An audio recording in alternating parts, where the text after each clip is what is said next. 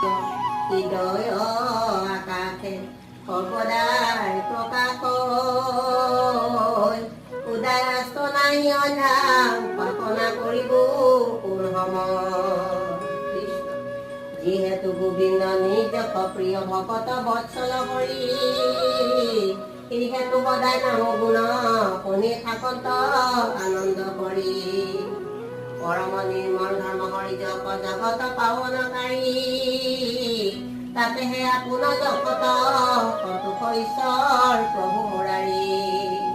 তাতেহে আপোন জগত সন্তোষ ঈশ্বৰ প্ৰভু মুৰাৰী।